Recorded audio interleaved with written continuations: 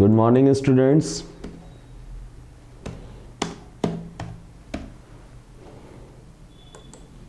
Good morning. Good morning, all of you. सारे लोग जल्दी जल्दी क्लासरूम में आ जाएं, हम लोग चर्चा करेंगे। किसी को कोई इश्यूज, कोई भी ऑडियो वीडियो में कोई भी दिक्कत है तो बिल्कुल मैसेज कर सकते हैं। Good morning. हाँ, very good morning. Good morning.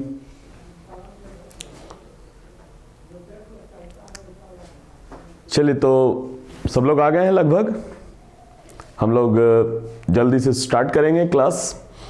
और लास्ट क्लास में हम लोग शाहजहां के उत्तराधिकारी यानी शाहजहां के बाद के लोगों यानी उनके पुत्रों के बीच में जो उत्तराधिकारी का संघर्ष हुआ है, इसी पर हम लोग चर्चा करेंगे। यानी शाहजहां के पुत्रों के बीच में गद्दी को लेकर, राजगद्दी प्राप्त करने को लेकर जो लड़ाई हुई है, उस पर हम लोग चर्चा कर रहे थे लास्ट क्लास में, जैसा कि आप लोगों को पता है। तो फिर से हम लोग उस बात को थोड़ा सा चर्चा कर लेते हैं और चर्चा करने के बाद हम लोग जो है एक फाइनल निष्कर्ष आउटपुट पर पहुंचेंगे और उसके बाद देखेंगे कि अगला पड़ाव में क्या हुआ और अगले बार में यानी औरंगजेब किस प्रकार से शासक बन गया। बिल्कुल कोई दिक्कत किसी को नहीं हो रहा। सर वीडियो क्वालिटी लो आ रहा है, आपके तरफ लगता है नेट इश्यूज है। मेरे पास में यहां पर सारा क्लियर आता है। थोड़ा सा नेट क्वालिटी को आप ध्यान दीजिए। और किसी को कोई दिक्कत आ रही है प्लीज बोल दीजिए।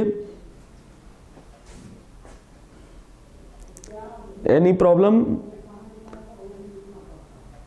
बोलिए, तभी स्टार्ट करेंगे हम लोग। किसी को और कोई दिक्कत है? वो इंटरनेट इश्यूज होता है थोड़ा बहुत, तो वो थोड़ा सा लैगिंग कर रहा है अगर आप लोग का, तो वो थोड़ा नेट को आप देख ले अपने तरफ का, क्या स्पीड चल रहा है वहां पर। ठीक है, क्योंकि यहां पर भी हम डबल लगाए हुए हैं और जो चीज हम यहां पर आपको बात कर रहे हैं वहां मेरा साफ दिख रहा है बोर्ड पर।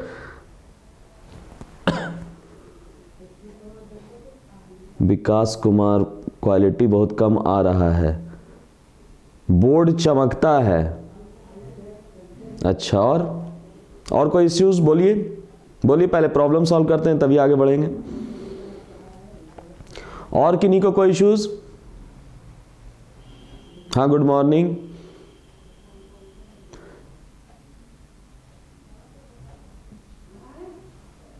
चलिए जल्दी से आप लोग बताइए क्या क्या इश्यूज है, जल्दी बोलिए तभी आगे बढ़ेंगे। अगर दिक्कत आ रही है तो फिर लाइव को बंद कर दिया जाएगा, नहीं अगर सही समझ में आ रहा है तो।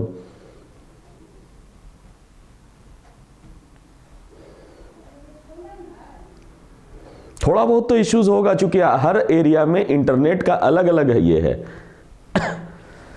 और क्वालिटी जो है इंटरनेट का आपको पता ही है गया शहर का कैसा है। स्पीड बोलता है कि इतना देते हैं मगर इतना स्पीड होता नहीं है, आपको खुद पता होगा। और यहां पर हम लगाए हुए हैं जो सिस्टम, उसके हिसाब से देख रहे हैं तो बिल्कुल यहां पर एक्यूरेट हो रहा है, कोई ज्यादा दिक्कत नहीं आ रही है, बोर्ड पे साफ साफ दिख रहा है। चलिए स्टार्ट करते हैं। अगर ज्यादा इश्यूज होगा तो फिर देखा जाएगा, इस पर विचार करेंगे। ठीक है भाई, थोड़ा बहुत तो आप लोग खुद से भी मैनेज करना सीखिए ना। जैसे थोड़ा बहुत आपका मोबाइल है, आपके मोबाइल का क्या ये है, स्क्रीन का क्या रिजोल्यूशन, ये सब तो आपको खुद सेटअप करना होगा ना, देखना होगा। यहां से हमारे पास क्वालिटी ठीक ठाक जा रहा है, अब आपके पास क्या प्रॉब्लम हो रहा है वो थोड़ा आप लोग देख लो। अगर ज्यादा दिक्कत है तो फिर बंद कर देंगे, क्योंकि इसका कोई इंपॉर्टेंस नहीं रह जाता है। चलिए तो स्टार्ट करते हैं। पहले हम लोग बात कर रहे थे शाहजहां के 4 पुत्र। बोर्ड पर आप लोग देखेंगे लिखा हुआ होगा शाहजहां के 4 पुत्र हैं। पहला दारा, जो पंजाब के क्षेत्र में थे, पिछले क्लास में डिस्कस भी किए थे। दूसरा मुराद, जो गुजरात के क्षेत्र में थे। और औरंगजेब दक्षिण भारत में। और एक शाह सूजा है जो अंतिम में होंगे, बंगाल जो है पर उनका कह सकते हैं वहां के गवर्नर थे। तो शाहजहां के पीरियड में उनके 4 पुत्र हैं और चारों पुत्र जो हैं अपने अपने जगह पर जो हैं उनको गवर्नर के तौर पर रखा हुआ था, यानी वो गवर्नर थे। जैसे दारा जो है हमने पिछले क्लास में भी बताया था कि पंजाब के क्षेत्र में थे और पंजाब के क्षेत्र में रहने के कारण दिल्ली से उसकी अत्यधिक निकटता थी, यानी दिल्ली में उनकी अत्यधिक निकटता थी। और दिल्ली में निकटता का मतलब है कि उससे ज्यादा नजदीक होने के कारण पिता से ज्यादा जो है वो जुड़े हुए थे, यानी पिता के साथ साथ ज्यादा जुड़े हुए दिखते हैं। मुराद जो है वो गुजरात में थे, औरंगजेब दक्षिण भारत में, चूंकि आपको पता ही है औरंगजेब जो है अपने पिता के काल में अधिकांश समय जो है वो दक्षिण भारत में उन्होंने बिताया, तो दक्षिण भारत में सूबेदार के तौर पर देखे जाते हैं। शाह सूजा बंगाल में थे। अब जैसा कि आप लोग पहला घटना पिछले क्लास में पढ़ा था कि शाह सूजा बंगाल में थे, उन्होंने अपने आप को स्वतंत्र शासक घोषित कर दिया, इंडिपेंडेंट शासक घोषित कर दिया। कब भाई? जैसे ही उनको पता चला कि पिता जो हैं बीमार पड़ चुके हैं और बीमार होने के कारण जो है शाह सूजा बंगाल में अपने आप को स्वतंत्र घोषित कर दिया और वो दिल्ली पर अधिकार करने के लिए चल पड़ा। क्लियर है? दिल्ली पर जैसे ही अधिकार करने के लिए चल पड़ा, उसी समय जो है शाही सेना यानी मुगलों की सेना ने उसके साथ जो है भिड़ंत हो गया और मुगलों की सेना ने 1658 में बहादुरपुर, नाम याद रखिएगा, बहादुरपुर में जो है मुगल सेना से वो पराजित हो गया। तो ध्यान रखिएगा इसको, बहादुरपुर में मुगल सेना से पराजित हो गया। तो ये बहादुरपुर के क्षेत्र में जो है मुगल सेना से पराजित हो गया और आपको पता ही है बनारस के पास में लोकेशन था, क्योंकि ये बंगाल से दिल्ली की ओर बढ़ रहा था। इसके अलावा आप गौर कीजिएगा, शाहजहां के दूसरे पुत्र भी जो हैं वो दिल्ली की ओर आगे बढ़ना शुरू किए। एक है मुराद, वो भी दिल्ली की ओर आगे बढ़ना शुरू किए। दूसरा एक है औरंगजेब, औरंगजेब भी जो है दिल्ली की ओर आना शुरू कर दिया। मगर इस बीच में दोनों भाइयों में जो है एक समझौता हो गया, एक अलायंस हो गया। अलायंस के परिणाम स्वरूप जो है वो दोनों ने समझौता कर लिया कि दिल्ली पर जब अटैक करेंगे तो हम लोग कैसे कैसे जो है अपने साम्राज्य का बंटवारा कर लेंगे।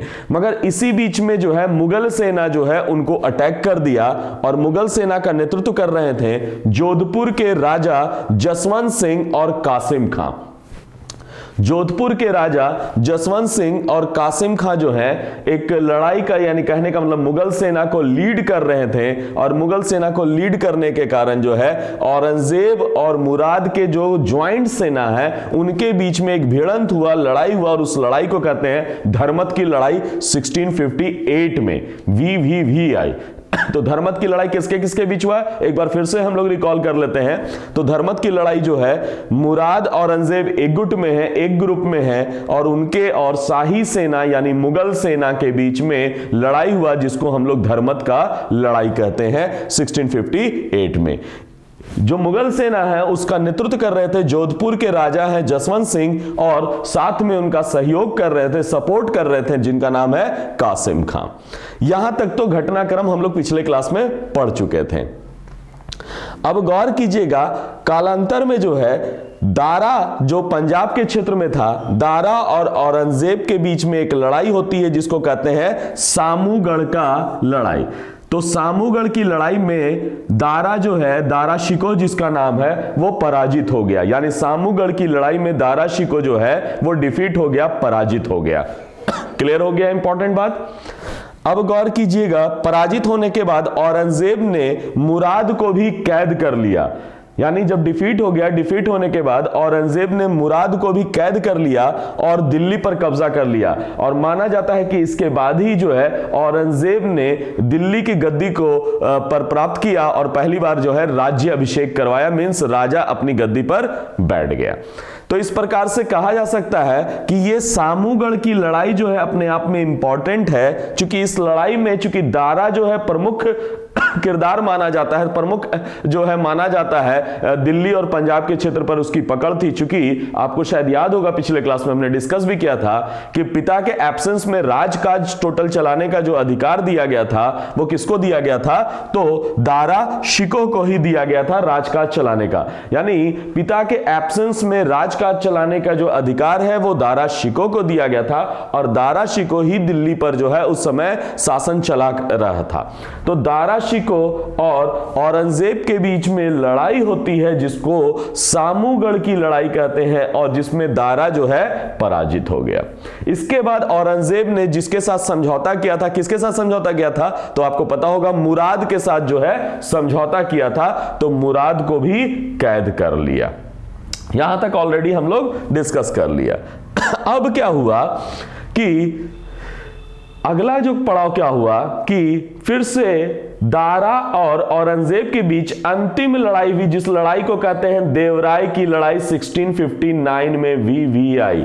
तो औरंगजेब और दारा के बीच में अंतिम लड़ाई हुई, जिसको देवराई की लड़ाई कहते हैं, 1659 में, और दारा इस समय भाग गया, मगर बाद में तुरंत ही कुछ समय के बाद जो है वो शीघ्र ही पकड़ा गया, और पकड़ने के बाद औरंगजेब का पूर्ण तौर पर दिल्ली पर अधिकार हो गया।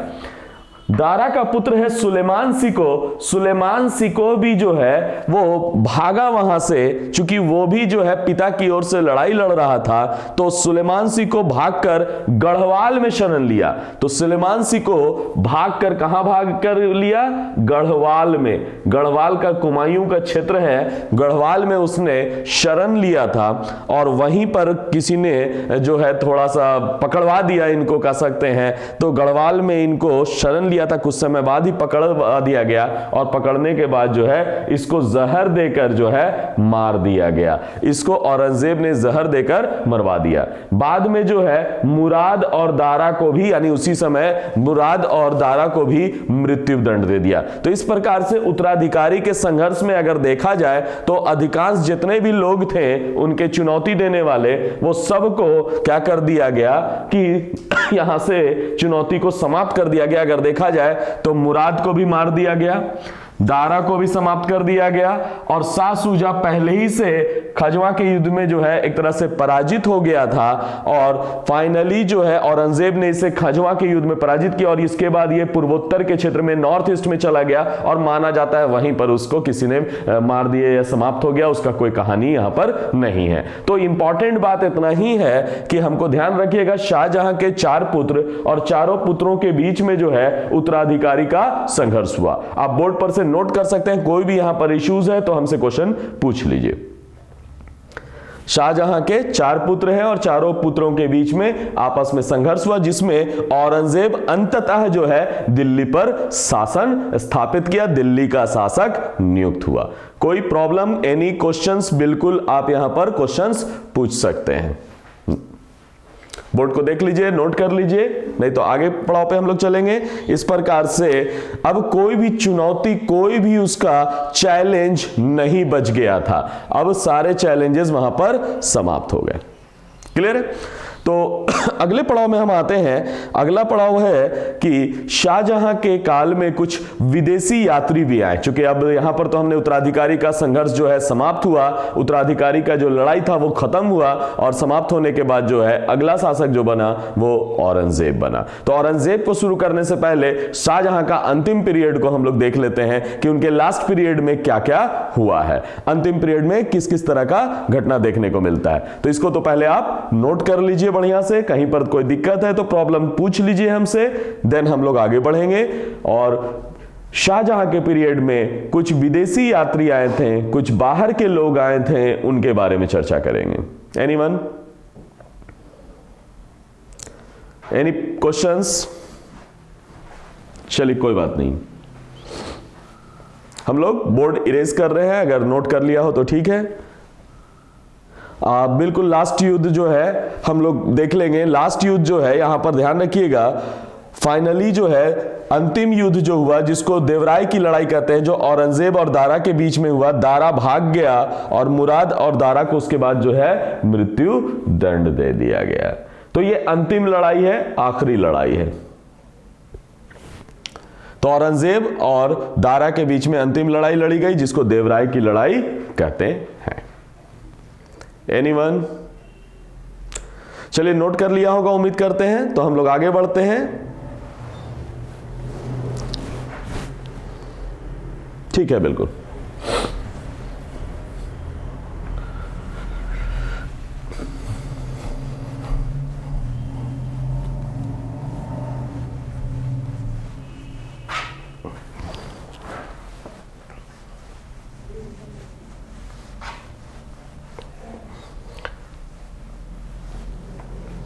अब हम लोग बात कर रहे हैं कि कुछ विदेशी यात्री जो हैं और शाहजहां के पीरियड में जो है भारत आए थे, और उनका क्या क्या कुछ कुछ योगदान है, या जो प्रीलिम्स में क्वेश्चन पूछे जाते हैं। तो ये बड़ा इंपॉर्टेंट बात है कि शाहजहां के पीरियड में कुछ विदेशी यात्री भी आते हैं।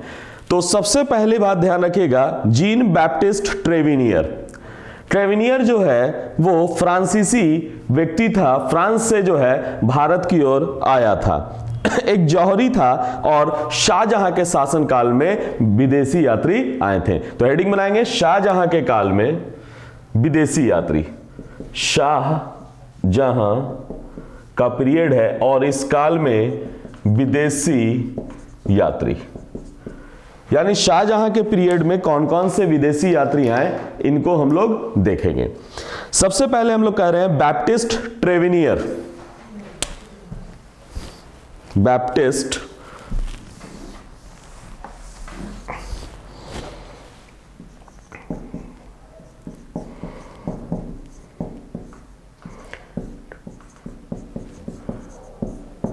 बैप्टिस्ट ट्रेवेनियर एक विदेशी यात्री हैं। ये बैप्टिस्ट ट्रेवेनियर जो हैं फ्रांस के रहने वाले हैं, जो जौहरी थे, यानी ये फ्रांस के हैं और ये जो है जौहरी थे, पेशे से जो है जौहरी थे। ये भारत आए और शाहजहां के शासनकाल में आए। तो पहले पीटी का आपका एक जो क्वेश्चन पूछा जाएगा कि शाहजहां के पीरियड में कौन विदेशी व्यक्ति आया, बाहर से कौन सा विदेशी व्यक्ति आया, 4 ऑप्शन दिया रहेगा। इसमें से एक ऑप्शन आपका बैप्टिस्ट ट्रेवेनियर के तौर पर जाना जाता है। ध्यान रखिएगा, इसने पीछे के पीरियड में 7 बार जो है पूर्व की यात्रा की थी। तो ट्रेवेनियर जो है वैसा फ्रांस का एक जौहरी है जो 7 बार 7 टाइम्स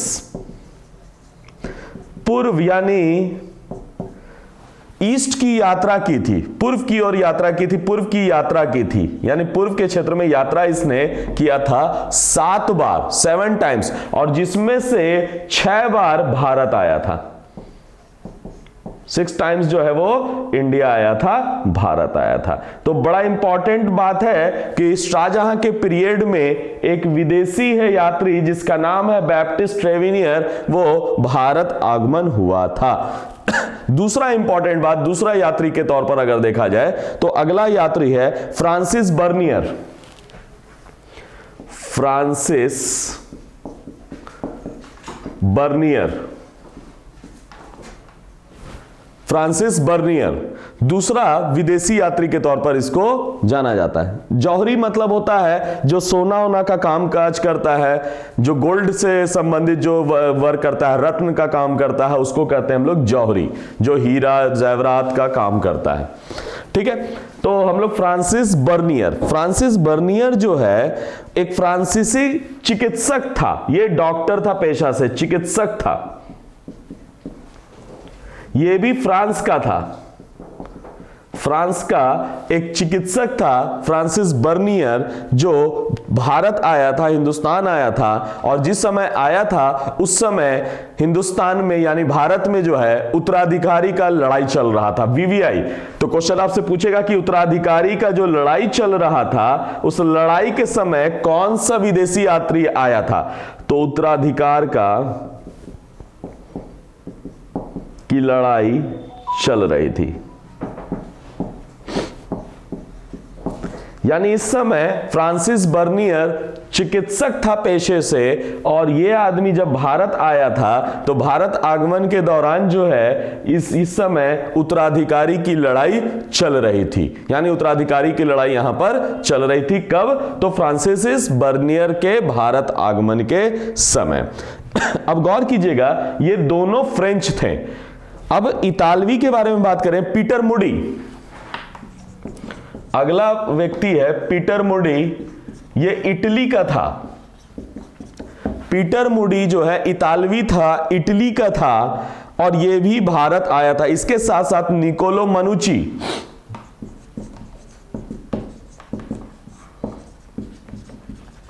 ये भी इटली का है, और ये दोनों ने भी भारत की यात्रा की। तो क्वेश्चन होगा, 3-4 नाम लिखा रहेगा, पूछेगा कि कौन सा विदेशी यात्री फ्रांस का या इटली का जो है भारत आगमन हुआ था शाहजहां के पीरियड में। तो आपको नाम याद रखना है, पीटर मूडी और निकोल मनुची जो है वो इटली का था, इतालवी था, और उसके अलावा फ्रांसिस बर्नियर और बैप्टिस्ट ट्रेवेनियर जो है वो कहां आया? तो वो फ्रेंच का था, वो भारत आया। अब मनुची के शासनकाल में, यानी कहने का मतलब है कि इसने भी उत्तराधिकार का जो है संघर्ष हो रहा था, उसको प्रत्यक्षता देखा, आंखों देखा हाल है, उसने चर्चा किया है। तो मींस जो मनुची है इस समय भी, आने के समय ये भी जब आया था तो उत्तराधिकार का संघर्ष चल रहा था, यानी उनके बेटों में जो है एक तरह से संघर्ष चल रहा था, आपस में जो है लड़ाइयां चल रही थी। और वो लड़ाई के दौरान कौन आया था? निकोल मनुची। तो लड़ाई के दौरान दो आदमी, एक इटली का आया था निकोल मनुची और दूसरा फ्रांसिस बर्नियर, दोनों जो है उत्तराधिकार की लड़ाई के समय में आया था। तो कोई आपसे पूछे कि जब उत्तराधिकार की लड़ाई हो रही थी शाहजहां के पुत्रों में, तो उस समय उसको प्रत्यक्षदर्शी मींस डायरेक्ट देखने वाला कौन व्यक्ति था? तो यही था।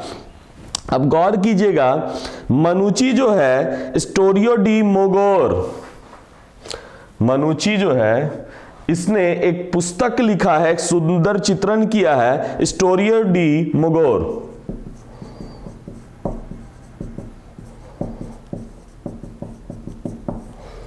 ये इनकी पुस्तक है, निकोलो मनुची की पुस्तक है जिसका नाम है स्टोरियो डी मोगोर। इसने इसमें यात्रा के बारे में, जो अपना वैवेज है यानी यात्रा के बारे में इन्होंने चर्चा किया है कि कहां कहां यात्रा किया है। तो इसके लिए इसको कहते हैं यात्रा वृत्तांत भी, यानी यात्रा की चर्चा किया है, कहां कहां इसने यात्रा किया है, यात्रा वृत्तांत की चर्चा की है। तो ध्यान रखिएगा, स्टोरियो डी मोगोर जो है यात्रा वृत्तांत की चर्चा किया है। क्लियर है? तो इस प्रकार से शाहजहां के पीरियड में 4 आदमी के बारे में हम लोग बात किया, 1 नंबर, 2 नंबर, 3 नंबर पीटर मोडी और 4 नंबर निकोलो मनुची। तो याद रखिएगा ये लोग जो हैं भारत आगमन हुआ और भारत में उन्होंने क्या किया? भारत के घटनाओं का चित्रण किया, चर्चा किया है, कुछ इस तरह का यहां पर देखने को मिलता है। इसके बाद आप लोगों को पता ही होगा, उत्तराधिकार के संघर्ष के बाद शाहजहां ने जो है, शाहजहां को औरंगजेब ने आगरा के किले में जो है एक जगह है शाह बुर्ज में कैद कर लिया था, यानी अपने पिता को कैद कर लिया था। और जनवरी 1666 में 1666 में उनकी डेथ हो गई, मृत्यु हो गई। और मृत्यु के बाद जो है ताजमहल में ही उनकी पत्नी का जहां कब्रगाह था, जहां पर उनको दफनाया गया था, उसी के बगल में इनको ही दफना दिया गया। तो इसको प्रकार याद रखिएगा कि जनवरी 1666 में अंततः शाहजहां की मृत्यु हो गई। 1666 में शाहजहां की मृत्यु मींस डेथ हो गई, यानी 1666 में शाहजहां की मृत्यु हो गई। और मृत्यु कहां हुई थी? तो आगरा के किले में शाह बुर्ज में, आगरा का किले में शाह बुर्ज में, आगरा फोर्ट किले में जगह है शाह बुर्ज। जो जगह में हुआ था इसका डेथ, वो जगह का नाम है शाह बुर्ज। तो आगरा के किले में शाह बुर्ज नामक स्थान में वहां पर उसकी मृत्यु हो गई। और उसको दफनाया कहां गया? वहीं पर दफनाया गया जहां पर उनकी पत्नी मुमताज बेगम को दफनाया गया था। और आपको पता ही है मुमताज बेगम को दफनाया कहां गया था? तो आपको पता ही होगा, ताजमहल में दफनाया गया था। तो ताजमहल में जो है मुमताज महल का जो है कब्र है, उन्हीं के बगल में इनको भी दफना दिया गया। तो इस प्रकार से शाहजहां का पीरियड समाप्त हुआ। और शाहजहां का यहां पर कोई भी प्रश्न अगर पूछे जाने हैं आपसे तो आप पूछ लीजिए प्लीज। कोई भी क्वेश्चन, किसी को कोई दिक्कत हो रही है तो बिल्कुल पूछिए, अभी भी कोई समस्या है तो। अब हम लोग थोड़ी सी चर्चा करेंगे, हम लोग दाराशिकों के बारे में थोड़ा सा चर्चा करेंगे। और एक लेडी है जहां आरा, उनके बारे में भी बात करेंगे। तो जहां आरा औरंगजेब की बहन है, जो कि जब शाहजहां को कैद कर लिया गया था आगरा के फोर्ट में, तो उनके साथ उनकी एक बेटी जो है, जो उनकी सेवा करने के लिए रही थी और काफी उनका सेवा किया था अपने पिता का, उसका नाम है जहां आरा। और जहां आरा को शहीबात उज जमानी का उपाधि औरंगजेब ने दिया था। तो क्या है इसका मामला, थोड़ा इस पर अब हम लोग चर्चा करते हैं। तो हेडिंग बना लीजिए थोड़ा सा, दारा शिको यानी विविध डाल दीजिए यहां पर, मिसलेनियस। बोर्ड से उतार लेंगे कुछ भी अगर छूटा होगा तो।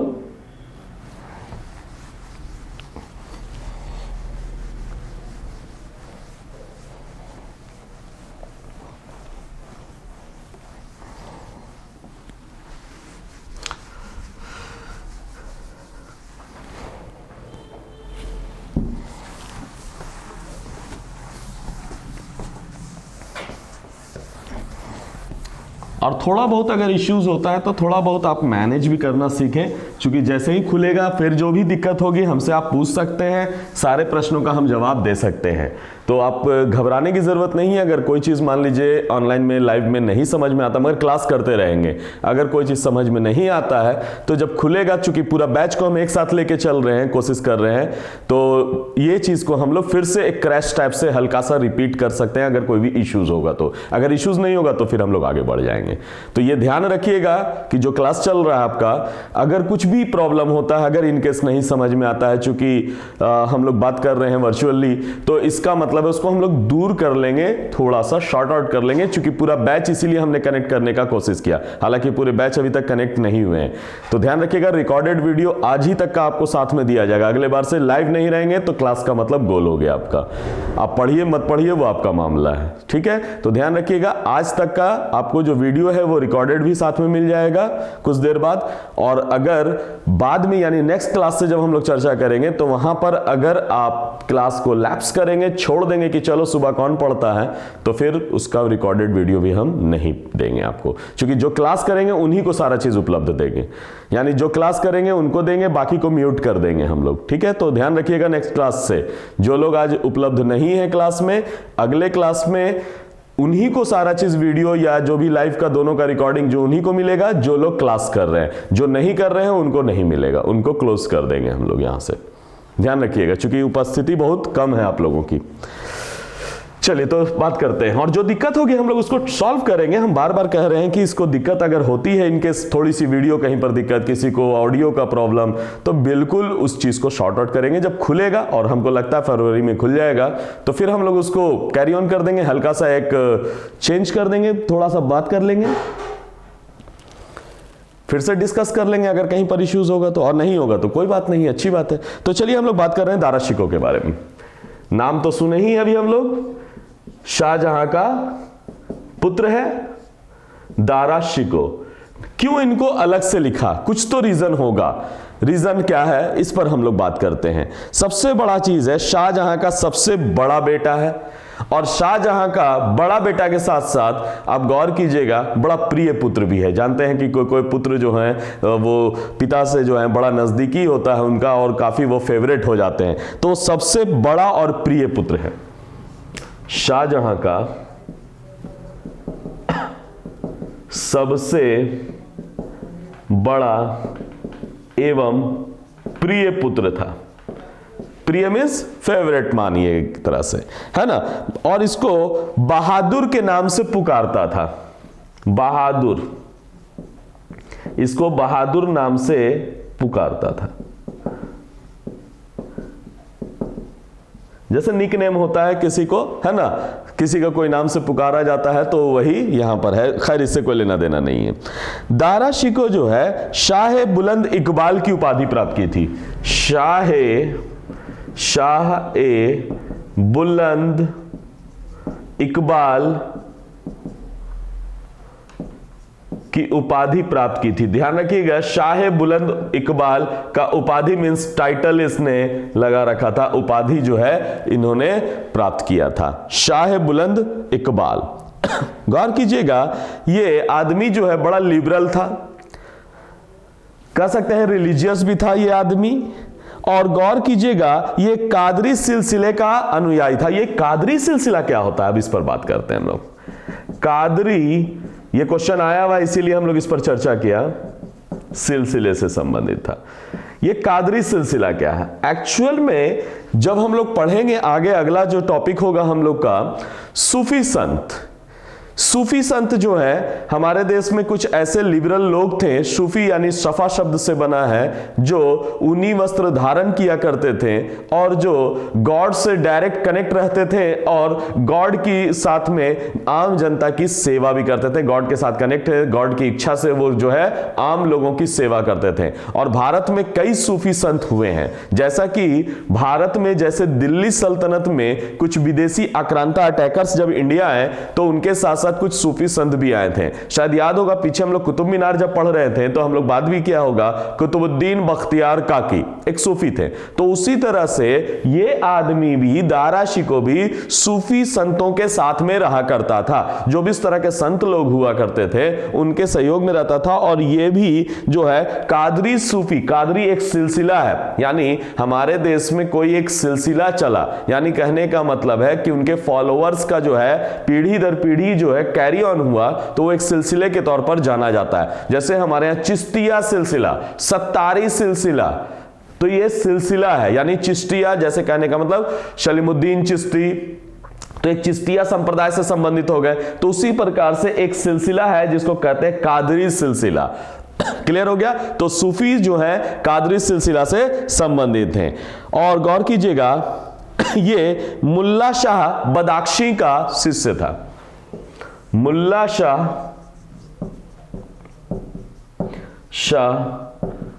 बदाख्शी का शिष्य था। ये कादरी सिलसिला से संबंधित था और मुल्ला शाह बदाख्शी का शिष्य था, मीन्स स्टूडेंट था। क्लियर है?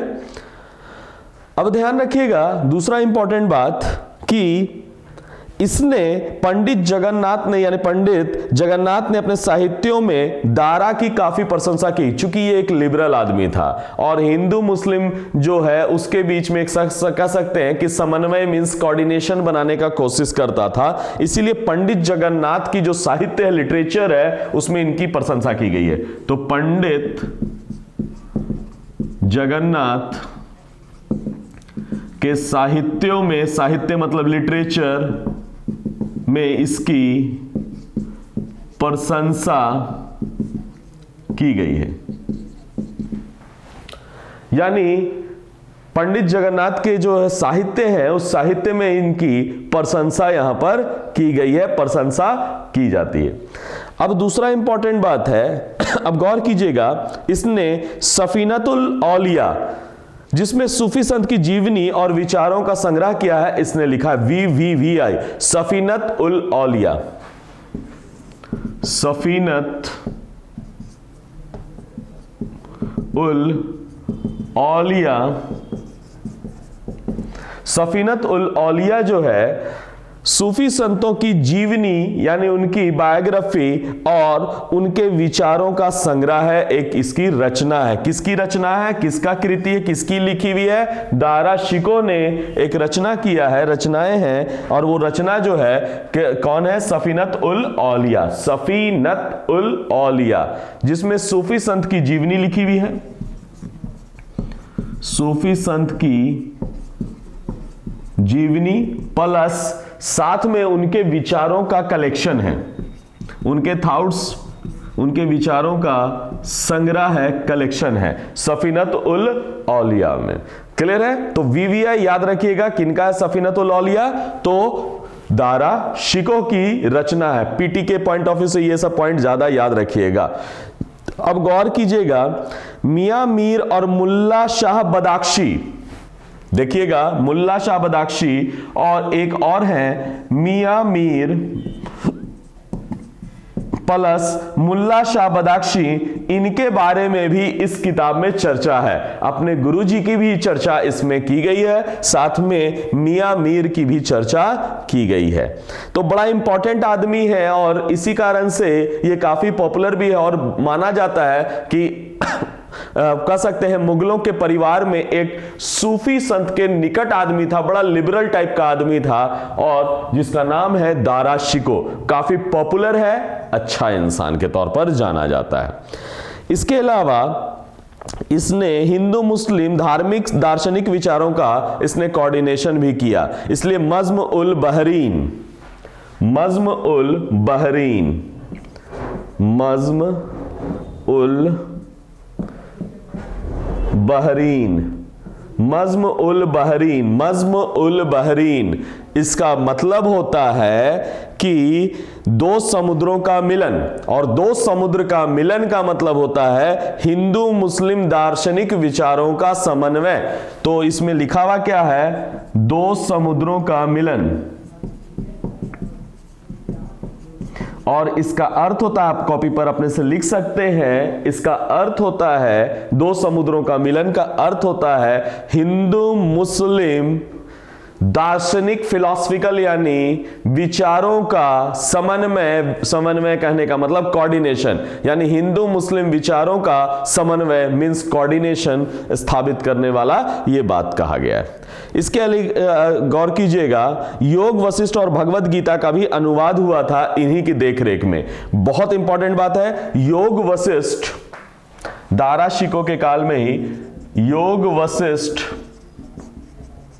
और भगवत गीता का अनुवाद हुआ था। अनुवाद कहने का मतलब है कि ट्रांसलेट किया गया था इन्हीं की देखरेख में, अनुवाद इन्हीं दारा शिकोह की देखरेख में हुआ था। दारा शिकोह की देख रेख में हुआ था, यानी दारा शिकोह के देखरेख में ये दो चीज हुआ है। तो ध्यान रखिएगा, दो पवित्र ग्रंथ है, एक योग वशिष्ठ और दूसरा है भगवत गीता का अनुवाद हुआ था। इसके अलावा सिर ए अकबर, एक और नोट कर लीजिएगा, सिर ए अकबर, सिर ए अकबर, जैसे जैसे बोलते जा रहे हैं ध्यान रखिएगा, सिर ए अकबर, सिर ए अकबर जो है उपनिषद का पर्शियन में यानी फारसी में अनुवाद हुआ था। तो ये क्या है, उपनिषद का फारसी में अनुवाद मीन्स उसका फारसी में जो है ट्रांसलेशन हुआ था। तो इतना इंपॉर्टेंट आदमी है कौन, तो दिख रहा होगा दारा शिकोह। तो पीटी का क्वेश्चन क्यों नहीं पूछे, फिर से एक बार शॉर्टकट में हम बता दे रहे हैं, एक बार कॉपी पे आप देख लेंगे, मिला लेंगे। सबसे बड़ा पुत्र है और शाहजहां का प्रिय पुत्र है, इसीलिए इसे बहादुर की उपाधि यानी बहादुर के नाम से, निकनेम से भी पुकारता था। दूसरा इंपॉर्टेंट बात यहां पर ध्यान रखिएगा कि दारा को कह सकते हैं शाह ए बुलंद इकबाल की भी उपाधि दी गई थी, शाह ए बुलंद इकबाल की भी उपाधि दिया गया था। यह काफी लिबरल विचार था और माना जाता है कि अकबर के धार्मिक विचारों को, जो रिलीजियस पॉलिसीज था, उसको इसने इंप्लीमेंट किया है। तो अकबर के धार्मिक विचारों को इसने एक तरह से कह सकते हैं, उसका उस पर विश्वास देख सकते हैं, उसका प्रभाव देख सकते हैं, उसका इंपैक्ट देख सकते हैं। उसके बाद कादरी सूफी सिलसिला का अनुयायी था, यह पीटी का क्वेश्चन है, वीवीआई लगा दीजिएगा। कादरी सूफी सिलसिला से संबंधित था और मुल्ला शाह बदख्शी का शिष्य था, मुल्ला शाह बदख्शी का शिष्य था, जो बोर्ड पर लिखा हुआ भी होगा, देख लीजिएगा, मुल्ला शाह बदख्शी का शिष्य था। उसके बाद ध्यान रखिएगा, पंडित जगन्नाथ ने अपने लिटरेचर्स में, अपने साहित्यों में इनकी काफी चर्चा की है, काफी तारीफ की है, काफी प्रशंसा किया है। इसके बाद सफीउत उल औलिया सूफी संतों की जीवनी है, देख रहे होंगे, सफीनत उल औलिया सूफी संत की जीवनी है और उसमें सूफीज का बहुत सारे विचारों को संग्रह किया गया है, मीन्स कलेक्ट किया गया है। सकीनत उल औलिया मियां मीर और मुल्ला बख्शी का जीवन चरित है, यानी कहने का मतलब है इसमें जीवन चरित से संबंधित बातों को भी लिखा गया है। कौन है, सकीनत उल औलिया। इसके अलावा आप गौर कीजिएगा, मज़्म उल बहरीन का मतलब है दो समुद्रों का मिलन। इसका मतलब यह होता है कि हिंदू मुस्लिम धार्मिक दार्शनिक विचारों का समन्वय मीन्स कोऑर्डिनेशन। और सिर अकबर उपनिषद का फारसी में अनुवाद। इसके अलावा योग वशिष्ठ और भागवत गीता का अनुवाद यानी जो उसका ट्रांसलेशन है, इनके ही निर्देशन में हुआ। यह हुआ दारा शिकोह का इंट्रोडक्शन का, ये दारा शिकोह के बारे में बेसिक नॉलेज। दो तीन बातों को बहुत याद रखना है, एक सूफी का मामला याद रखिएगा और इनका कौन सा लिटरेचर है उसको ध्यान रखिएगा, सफीनत उल औलिया को याद रखिएगा। कोई प्रश्न है तो पूछिए, तब हम लोग आगे बढ़ते हैं और अगला में जहानाबाद करेंगे और देन उसके बाद औरंगजेब को शुरू करेंगे। Any problem?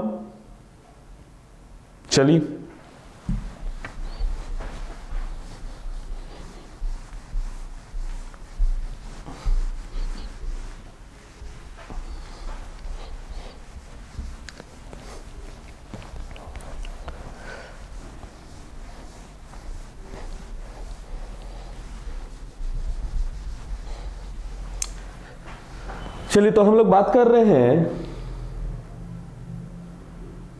अकबर। हमने कहा कि एक ऐसा आदमी है जो अकबर के धार्मिक सहिष्णुता में विश्वास करता था। क्योंकि अकबर एक धार्मिक तौर पर, रिलीजियस तौर पर जो है लिबरल था, मॉडरेट था, और दैट्स वाई अकबर के विचार को फॉलो अप करने वाला, आगे बढ़ाने वाला कोई आदमी उसी के खानदान का था, उसी के परिवार का था। तो उस आदमी का नाम है दारा शिकोह। इसलिए याद रखेंगे दारा शिकोह को। क्लियर है? तो चलिए अगला में हम लोग बात कर रहे हैं, एक लेडी है जिसका नाम है जहां आरा, VVI।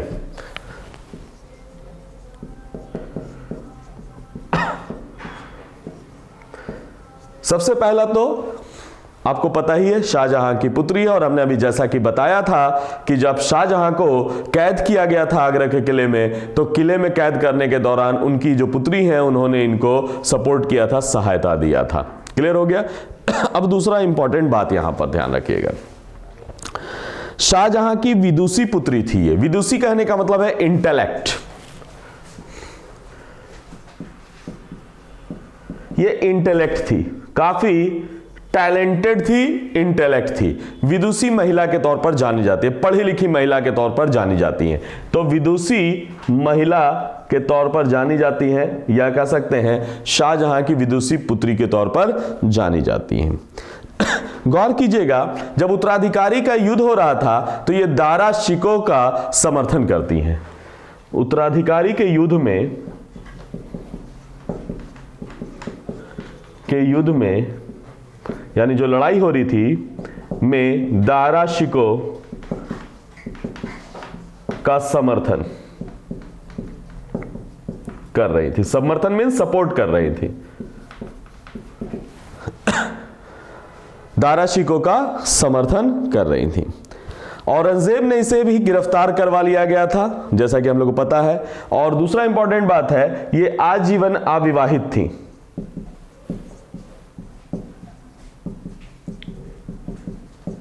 कभी इन्होंने मैरिज नहीं किया था, अविवाहित थी। सूफी संत मुल्ला शाह पर साहिबिया नामक पुस्तक लिखी थी। तो इन्होंने एक पुस्तक लिखी, साहिबिया। वेरी वेरी इंपॉर्टेंट, साहिबिया एक पुस्तक का नाम है, और साहिबिया नामक पुस्तक लिखा था सूफी संत मुल्ला शाह पर। सूफी संत मुल्ला शाह पर इन्होंने एक किताब लिखा था जिसका नाम है साहिबिया। तो किसने लिखा है? जहांआरा पीटी का क्वेश्चन याद रखिएगा। एक दुर्घटना हो गई थी और दुर्घटना में आग से जलकर मर गई थी, और औरंगजेब ने इसे साम्राज्य की प्रथम महिला का दर्जा दिया था। औरंगजेब ने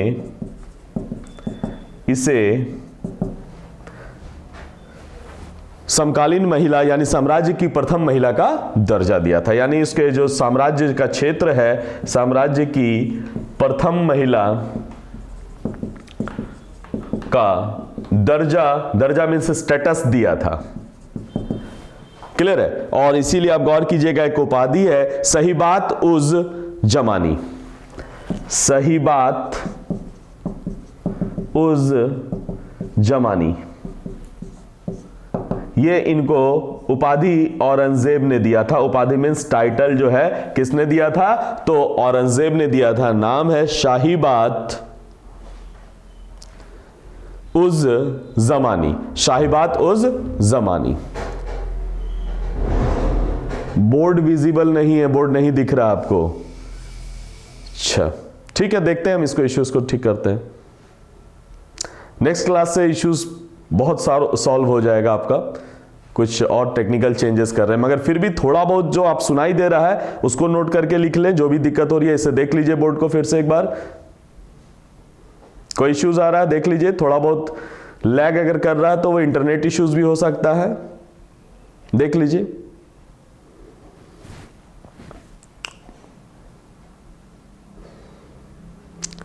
चलिए ठीक है, आगे बढ़ते हैं हम लोग। औरंगजेब, अगला पीरियड है औरंगजेब का। ठीक है, बोर्ड दिख रहा है सबको?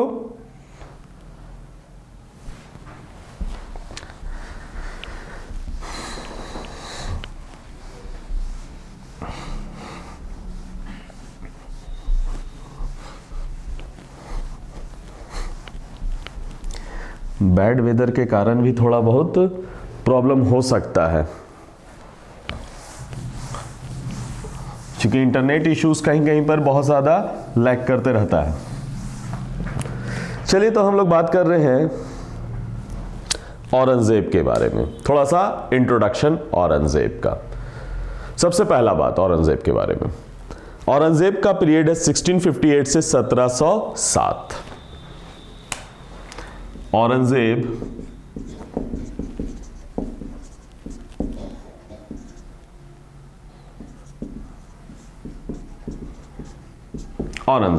शासक बना। जन्म आपको पता ही होगा 1618 में हुआ था, उज्जैन के निकट दोहद में। जन्म उज्जैन के निकट एक जगह है, दोहद। उज्जैन के निकट दोहद में जो है इनका जन्म हुआ था। मुमताज महल के गर्भ से हुआ था, चूंकि मुमताज इनकी माता का नाम है, आपको पता ही होगा। और अधिकांश समय इनका नूरजहां के पास बीता है, तो अधिकांश समय इनका नूरजहां के पास में बीता था। तो बचपन इनका में मैक्सिमम टाइम, अधिकांश समय नूरजहां के साथ बीता था।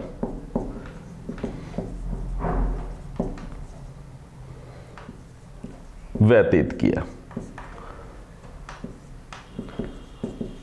यानी अधिकांश समय जो इनका बीता है वो नूरजहां के साथ बीता है। इसके अलावा दिलरस बानो बेगम से इनका विवाह हुआ था। दिलरस बानो बेगम से विवाह, दिलरस बानो बेगम से जो है इनका विवाह हुआ था, जो फारस के राजघराने से संबंधित थी। फारस के राजघराने से संबंधित थी। यानी दिलरस बानो बेगम इन्हीं को जो है आगे राबिया बीबी के नाम से भी मशहूर हुई, तो इन्हीं को कहते हैं, दिलरस बानो बेगम को राबिया बीबी। इसीलिए आपको पता होगा जब ताजमहल का डुप्लीकेट, मतलब ताजमहल की तरह का ही एक मोनूमेंट्स बनाया गया जो औरंगाबाद में बनाया गया, दक्षिण में बनाया गया है, तो उसे राबिया उद दुर्रानी, यानी इनका पूरा नाम है राबिया उद दुर्रानी का मकबरा माना जाता है, वो जगह को, जो सेकंड ताजमहल के तौर पर जाना जाता है।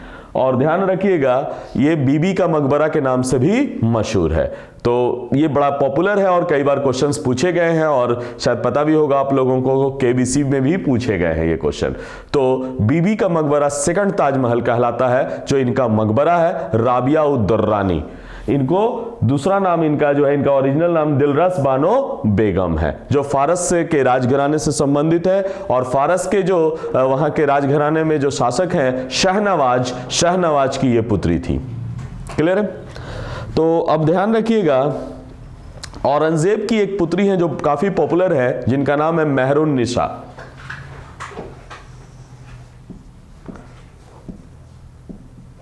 इनकी डॉटर है जिनका नाम है मेहरुन निशा। ये औरंगजेब का इंट्रोडक्शन है, इसलिए जानना ही चाहिए और आपको पता होना चाहिए औरंगजेब जो है सर्वप्रथम लड़ाई कब किया था। तो याद होगा जुज्जर सिंह का लड़ाई जब हो रहा था तो उसी समय इन्होंने पहला लड़ाई का जो है एक्सपीरियंस किया था, पहली बार लड़ाई लड़ी थी।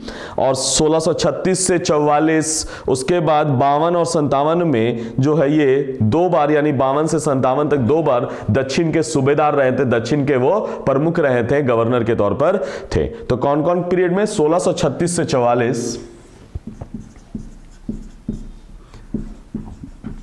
ये फर्स्ट टर्म। उसके बाद दूसरा टर्म जो इनका पीरियड था वो टर्म था 1652 से 1657। ये दोनों टर्म वो है दक्षिण के सूबेदार रहे, यानी दक्षिण का सूबेदार नियुक्त हुए थे, यानी दक्षिण के सूबेदार ये 2 बार नियुक्त हुए थे, यानी साउथ के जो है सूबेदार ये 2 बार नियुक्त हुए थे। कौन? तो औरंगजेब। अब गौर कीजिएगा, औरंगजेब ऐसे शासक हैं जिनका, यानी मुगलों के ऐसे शासक हैं जिनका 2 बार राज्य अभिषेक हुआ था, 2 बार गद्दी पर बैठे थे। और जैसा कि पिछले इस टॉपिक में हम लोग बात भी कर रहे थे कि इन्होंने 2 बार गद्दी पर यानी सिंहासन रूढ़ हुए, यानी सिंहासन पर बैठे, तो इनका 2 बार राज्य अभिषेक हुआ था।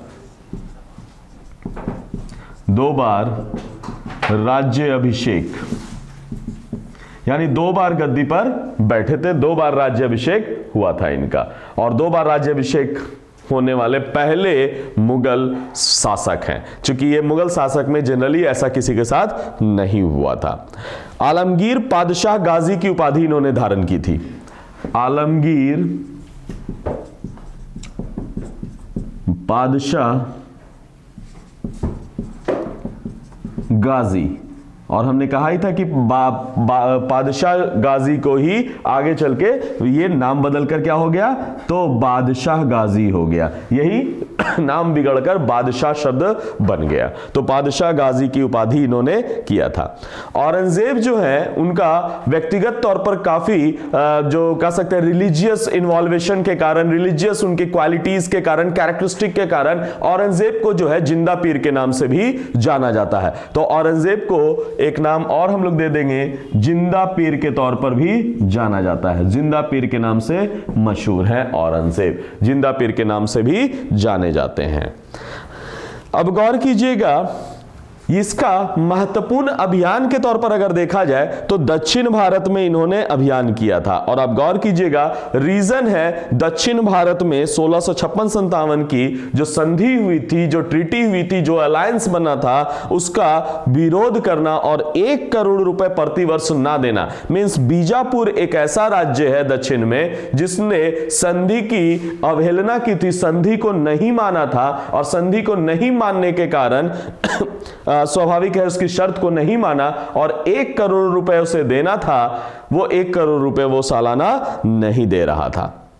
स्वाभाविक है, बीजापुर एक ऐसा राज्य है, खास करके बीजापुर के लिए ही हम लोग बात कर रहे हैं दक्षिण भारत में, चूंकि उसका अभियान महत्वपूर्ण विजय है, पॉलिटिकल अभियान को बोला जाए तो दक्षिण भारत के संदर्भ में औरंगजेब को हम लोग देख रहे हैं। तो दक्षिण भारत में इसका जो अभियान है वो मुख्यतः बीजापुर पर केंद्रित, यहां पर हम लोग बात कर रहे हैं बीजापुर को लेकर हुआ, क्योंकि बीजापुर जो है वो संधि यानी जो समझौता था उसको उसने माना नहीं, यानी 1656-57 की संधि को नहीं माना, 56-57 की संधि को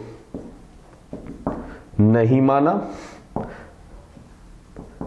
संधि को नहीं माना मीन्स संधि की जो शर्तें हैं उसको इसने नहीं माना। दूसरा इंपॉर्टेंट बात है, दक्षिण में जो है आर्थिक संपन्नता काफी थी, इकोनॉमिक तौर पर जो है काफी अच्छा था, सुदृढ़ था, मजबूत था, इसीलिए आप गौर कीजिएगा दक्षिण भारत को हमेशा जो है वो बैलेंस करना चाहता था और दक्षिण भारत पर अपने अधिकार पावर्स हैं उसको मजबूत रखना चाहता था। इसीलिए औरंगजेब जो है, चूंकि पीछे के काल में भी चूंकि औरंगजेब जो है दक्षिण भारत का ही सूबेदार रहा था, दक्षिण भारत में ही सूबेदार रह चुका था, इसीलिए दक्षिण भारत उसका एक रुचिकर क्षेत्र था माना जाता है, जो उसके लिए बड़ा इंपॉर्टेंस माना जाता है। तो औरंगजेब ने के दक्षिण अभियान को 2 भागों में हम लोग डिवाइड कर सकते हैं। दक्षिण भारत में 2 संदर्भ में गया है, 2 टाइम पे गया है दक्षिण भारत में, 2 संदर्भ में देख सकते हैं। एक संदर्भ होगा 1660 से 81 के बीच, तो एक जो क्षेत्र होगा 1660 से 81 के बीच,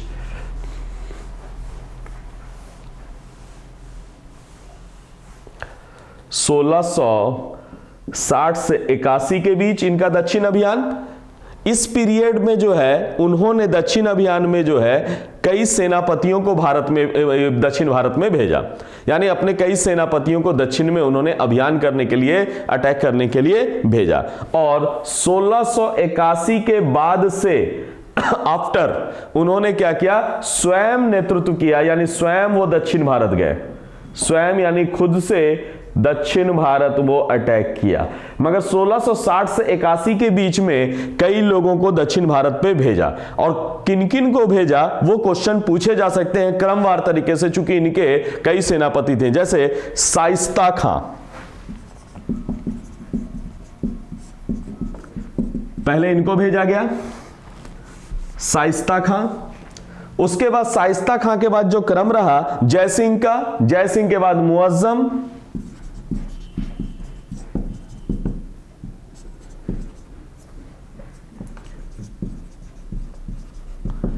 मुअज्जम, ये यहां पर गए सब सेनापति हैं। बहादुर खां, शाह आलम,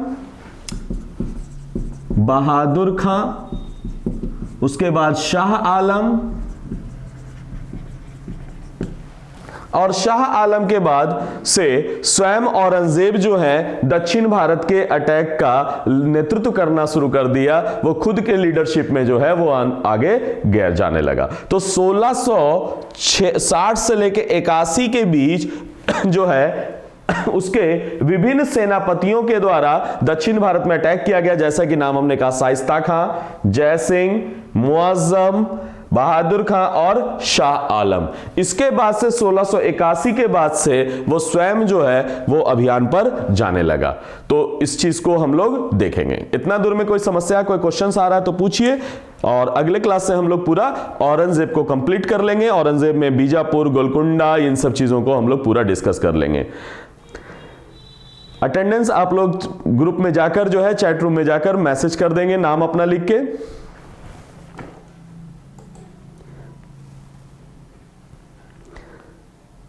कोई क्वेश्चन किन्हीं को आ रहा है तो बिल्कुल पूछिए। ज्यादा अगर प्रॉब्लम आ रहा है तो टेक्निकली जल्दी ठीक हो जाएगा, बहुत ज्यादा समस्या नहीं होगा। हल्का फुल्का है तो उतना मैनेज करना सीखिए, क्योंकि आप किस शहर में रह रहे हैं ये ध्यान रखिएगा। Any questions?